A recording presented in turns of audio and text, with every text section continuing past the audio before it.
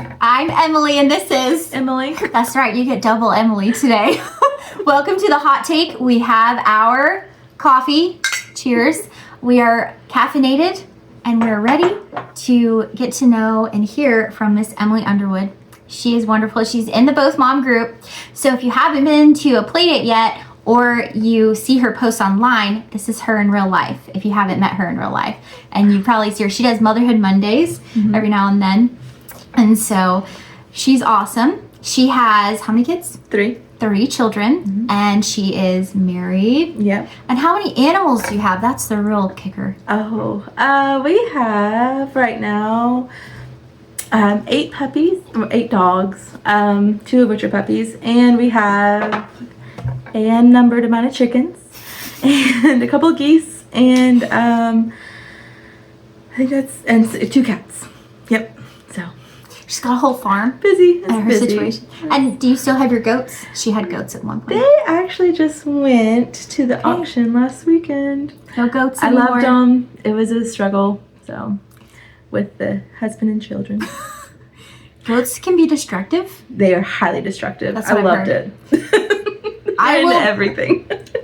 I saw a goat birth at Emily's house. This is not a part of the interview, but I am going to share this. And I had never seen Trauma. anything like that in my life. I've never seen a birth. And you know what? If you've seen a goat birth, I need to stop talking about this. Okay, Emily. It's the beauty of the miracle of childbirth. It's just on a goat level.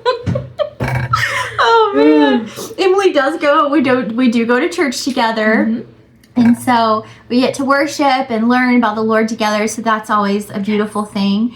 And so you're going to learn so much from her. She has so much to share. She really does. She does. Jesus things to share. And it's going to be a wonderful time. So buckle up and get ready. Emily, describe yourself in 3 words. 3 words. I'm caring, and I like to fix things, and I'm playful. Playful. That's awesome. Yeah. That's good. So now you know a little more about Emily Underwood. And then there's a spider in the house. What's your move? First, you determine what type it is.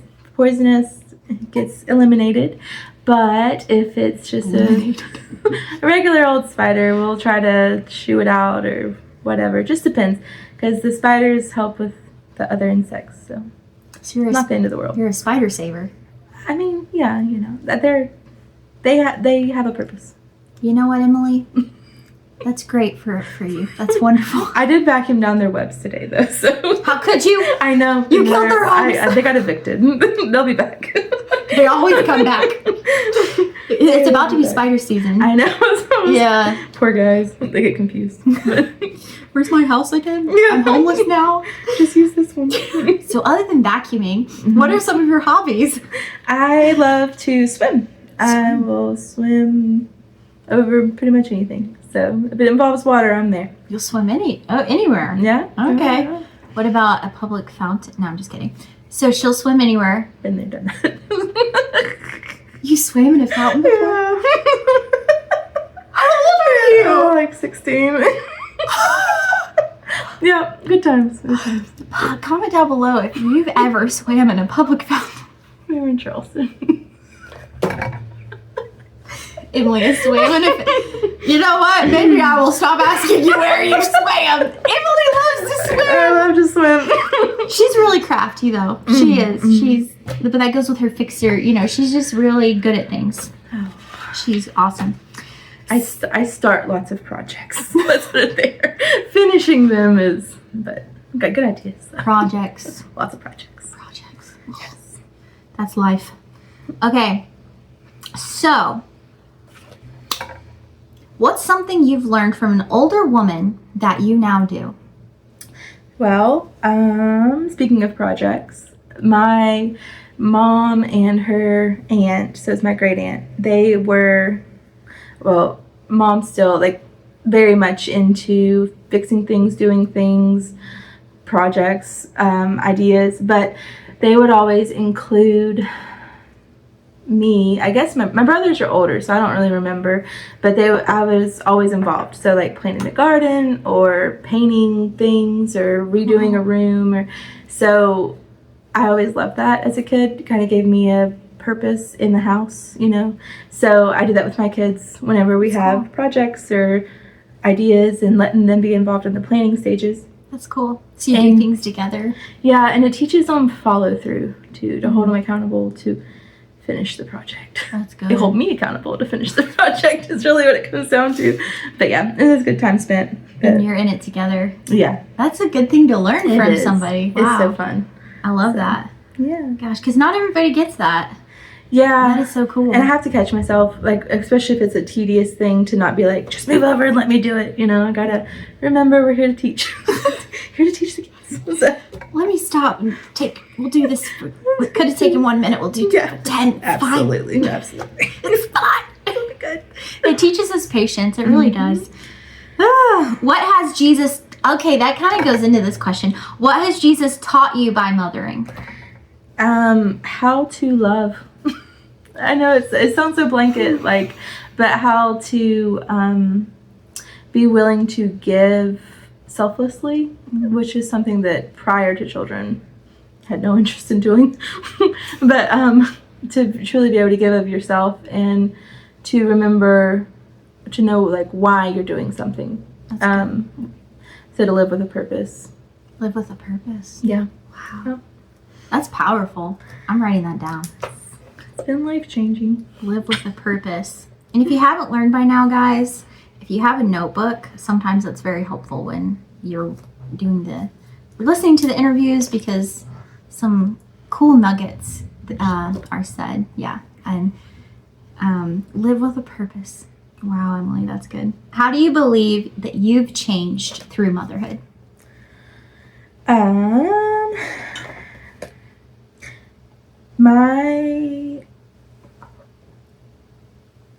My whole life has changed through motherhood, but being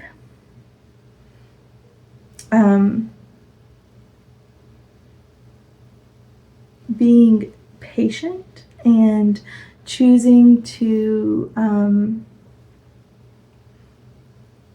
what am I trying to say here? Choosing to live each day constructively, I guess is. That's good. Because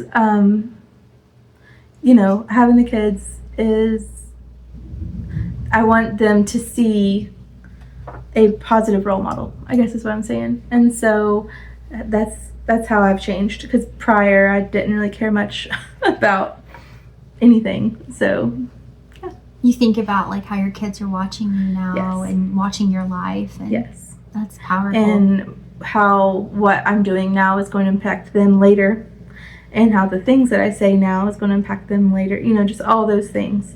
And it's because my oldest one's 11, so they're old enough to see kind of how some of that stuff has come through already. Wow. You know, so yeah. Yeah. And before you were like, oh man, I was so now, reckless. Wow. So reckless. So yes, it's been positive. That's amazing. That's amazing though. That's incredible. And what's something that you're going to miss from this stage of motherhood? So if you'll share how old your kids are and what kind of phase you're in, and then what you'll miss. So we have our 11-year-old, and then we have a soon-to-be 9-year-old, and then a soon-to-be 6-year-old. And so I love those ages.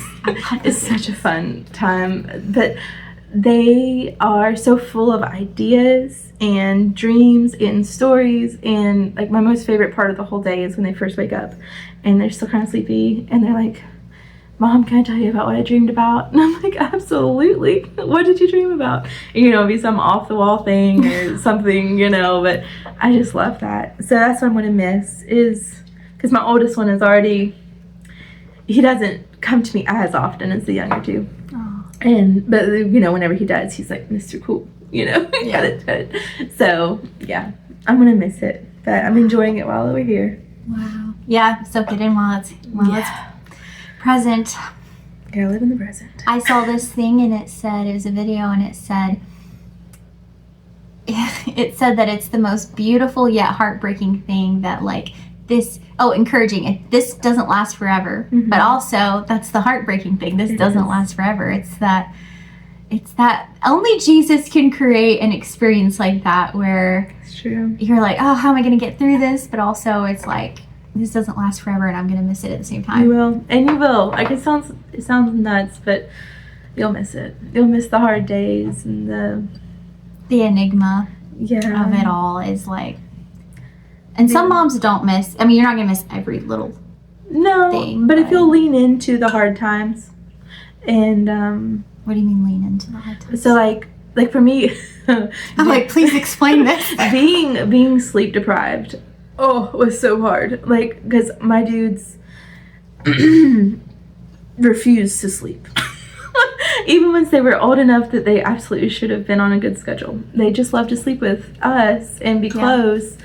And I was always so like, no, go to your bed. But now looking back, I'm like, I should have just enjoyed it. Just enjoy the snuggles and the time and the hard times. And leaning into it and remembering, finding positive things to remember, because you turn around and it's gone. So yeah. And a blink. It does. Yeah, because there are some moms on here, they co-sleep, and then there's some moms that they do separate crib sleeping, so everyone finds what works for their family. Yeah. But yeah. Yeah, ours were just everywhere. They just sleep everywhere. They did. Wherever you are. We called them sleep at your feet. We called them boomerangs because we put them in their bed and then wake up and you have kids in the bed. But not anymore. I kind of miss them. But. So now they all sleep in their beds just fine though? Yeah. Yeah. Oh yeah. Yeah. I love that. Your kids, they're getting separate rooms, right? They're working on it. Are they excited about that? Yeah, it's definitely time. Our home is we've finished a section of our home for the boys to have their own big room. It's gonna be bigger than my room, so I'm excited for them. There's gonna be a lot to keep clean, but it'll be interesting to see. More responsibility. Right? Yes, they're ready. Okay, this is a more question about you. Oh. What's one thing you love about yourself? I love that I'm able to be organized and crafty. Those things, like I like to organize things and make it fun. Like organize events or parties, I can do that. Okay. But like areas of the house, like closets, and I like for things to be clean, I'm not as everything has a place, but which is awesome. I love that. Everyone's brains are different. My reality is we're surviving, right? But I do love to have stuff craftily stored, I guess would be. What do you mean craftily stored? So like, I'm intrigued. So like, they have it cute, not just like plain boxes and stuff. I love that. Yeah. So, I love that. So yeah, that's what I enjoy. See, I'm horrible at that. No, your house is great. Like how you put things together I love that. That's great. Yeah. So that's a strength and something you love about yourself. That's awesome. Yeah, I do. I really do love to organize stuff though. Like, it's like puzzles. Ladies. Yeah. Yeah, I'm signing you up. Emily will come organize your house. I'll help you. I love it. Okay, well, she threw herself out there, people. She threw herself out there. All you need is her number at this point, really. What's one thing that you hope to work on? My temper. Oh my, not you. Yeah, I get, no way. Once I do get mad, so I gotta learn how to, pull that in better, I guess. But it's getting better. It's better than it was. So, progress. Hence the work on. Mm-hmm. Absolutely. Yeah. We all have things we have to work on. I sure do. Yeah. And you sure do, I'm sure. Mm-hmm. Yep. Are you more outdoorsy or, I don't know the right word for opposite of outdoorsy, but luxury almost? I don't know how to. Yeah, no. What's that city versus outdoor? I don't know. However you guys want to take that. But. As many kids and animals as we have, we're very outdoorsy. Okay. The outdoors come in a lot.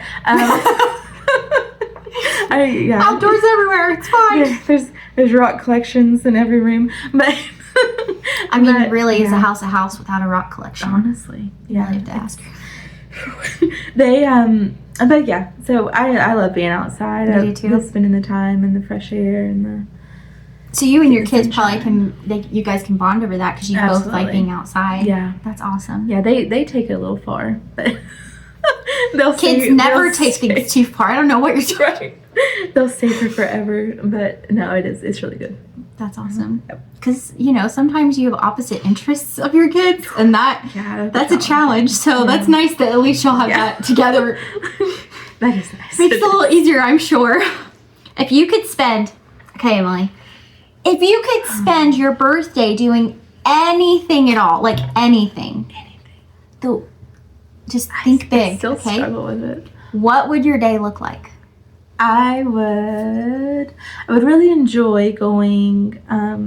There's these lakes in Montana. I think they're called glass lakes, but I'm not. But you can see like the bottom, like it's just crystal clear water. I've seen pictures of those. So that's on the list of places to go. Like your bucket list? Absolutely. So I would spend the day there and doing that kind of thing. Exploring that, whatever that would look like. I'm not sure. That's amazing. But, yeah. Just swimming? Awesome. Naturally. Emily's birthday adventures include swimming, people. In March. in March. Yeah, because her birthday's in March. You're freezing your butt off. But you know what? In this mystical birthday scenario, it would be warm for you. There you go. And that would be part of your birthday. Absolutely. It'd be a warm. The weather would be perfect. A warm day in March. A warm day in March. Throw the whole earth on tilt. Swimming. Listen, everybody, if you want to get Emily to do something, you bring swimming into it, okay? She'll be there. Oh, man, I love it. What's it like juggling mothering and working? So Emily has been a mom who her kids have been in school and she worked, and then she's been where her kids were homeschooled and she worked, and then she did the whole no working, and then so she's done kind of it all. So what are some differences, tips that you could give to moms for different scenarios? It sounds super generic, okay, but there is always something that needs to be done. Spend the time with the kids. Get the kids involved in helping keep whatever it is. Like our dudes, they do their laundry and they do their dishes. I'm not completely, they have to be reminded, but that frees up time for us to do other stuff together. So once the kids are a decent age, they can carry their plates to the sink, or they can help with doing stuff, and it gives them purpose. But then you get to spend the time with them. That's cool. After. So it kind of teaches them to share in the labor. That's cool.